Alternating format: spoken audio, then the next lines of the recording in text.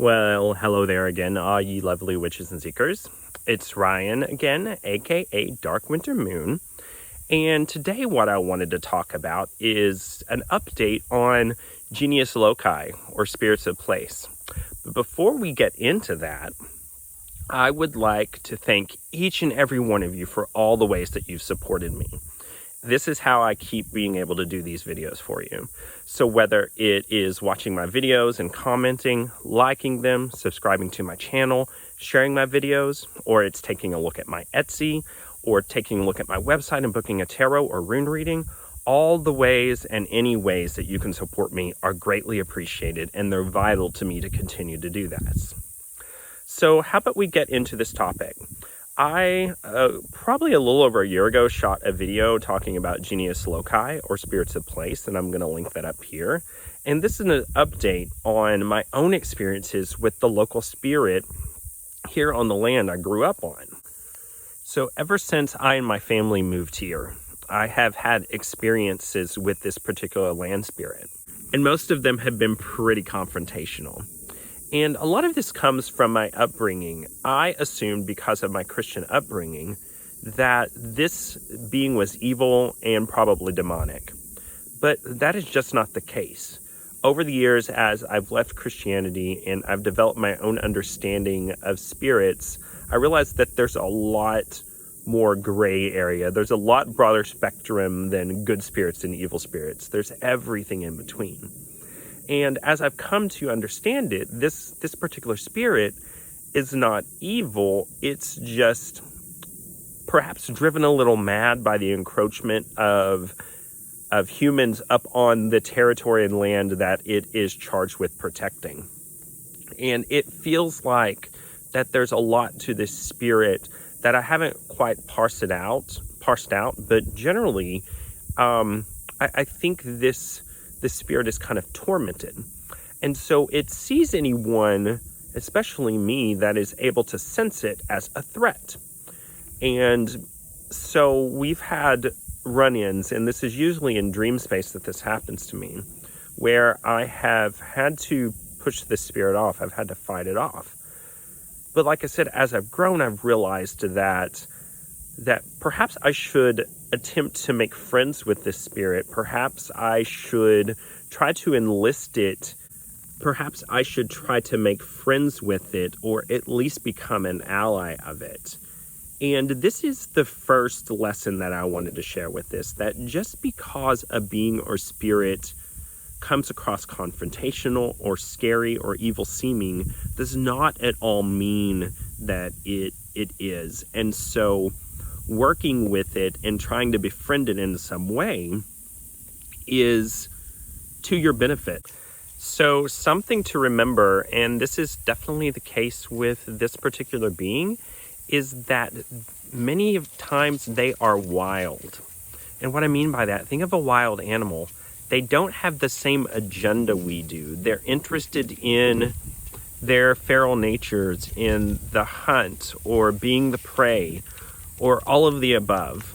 They're wild, they're untamed, and sometimes that means that what they want isn't at all in line with what we want. So that could very much further complicate the relationship. So if you're wanting to build a relationship with a being like this, it's important to keep an open mind and an open heart, and to listen and to observe what they are telling you, and to incorporate it in how you interact with them. So with that said, I started reaching out to this spirit and asking it what it wanted and needed. I let it know that I was interested in getting to know it and trying to, at the very least, come to a cordial agreement with it, and hopefully friendship. And so what I started to get back from the spirit is an image of me making a mandala up on the ground. And I'll throw up some example pictures of that here. And in the mandala, what I really saw was raw red meat and canned corn. And so I told the spirit that I would give it this as an offering, as a peace offering. But I delayed this. I ended up going on vacation and doing a lot of traveling, and so this got put off. And so not long after I returned from my travels, I had a dream. And in the dream, I was standing on the edge of boggy ground near a pond. And as I looked down at the ground, there was this huge cavernous opening into the earth, and it was ribbed and it was very much like I was looking inside of an animal, a very large animal, probably about the size of a buffalo. In the case of this interaction with seeing this ribbed openness in the ground, that ribbing is something that I've seen from this being before. It's how it manifests. And in this case, I feel like it was showing me its insides in a very literal sense, in very much a sense of like, hey, look, I'm showing you part of my nature that I don't often show others, as a gesture of good faith. And this opening in the ground was speaking to me. And I remember carrying on a full conversation in the dream. And then it very quickly disappeared as if it had never been there. And I woke up with this very eerie, creeped out kind of WTF feeling of what was that about. And then I very quickly realized, oh, this is the land spirit reminding me and reaching out to me that I owe it an offering, that I promised it an offering. And then I realized, oh, I'm used to dealing with celestial deities that don't seem to have the same time sense as us earthly beings. And then it also occurred to me that this being is very much bound up into the earth and is so very much in time and on a timeline. And so I started apologizing to this being and explaining to it, I'm so sorry, I forgot, or I didn't realize that you were expecting me to do this offering very quickly. And so that's another lesson in this, that the spirits of place around you are probably on much more of a temporal, human-like time frame. So keep that in mind when interacting and dealing with these beings. So what's the point of this? So what is the point of befriending your local spirits, your local land spirits, your Genius Loci? Well, if you can become friends with them, then you can become allies with them. They can help protect your place, your home. They can help warn you of danger. It's like being good friends with your neighbors. Being able to enlist the aid of a land spirit who is in the know about your local land, who can aid you in danger, who can help you with the growing things, can help you with any sort of other animal interactions you have. That's an incredibly valuable thing. And so that's why we want to try to befriend the local land spirits if possible.